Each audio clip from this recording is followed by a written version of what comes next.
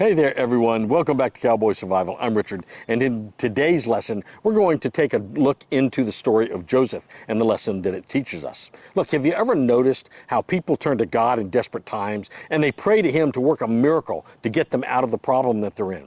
Often, people don't actually need anything from God. In most cases, God has already given them everything they need to solve the problem.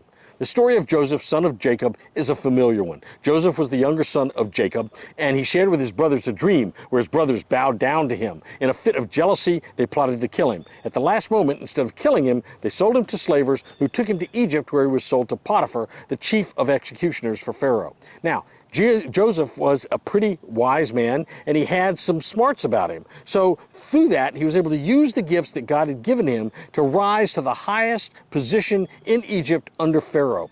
He helped the Egyptians prepare for a coming famine. Now, Joseph did not need any additional skills or gifts to do this. Simply by using the gifts that God had already given him, Joseph was able to reconcile with his family, bring them to Egypt under the protection of Pharaoh, and for the next 400 years, those people grew into a population of over 2 million people who would become the foundation of the Jewish nation of Israel.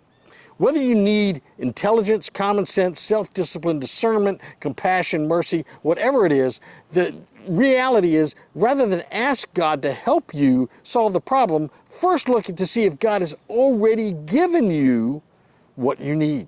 Look, how do you know you have what you need? First, by having a relationship with Him before you need Him. Study His Word before you need it. Pray to Him for guidance before you need it. Stay strong, stay prepared, and have a blessed day.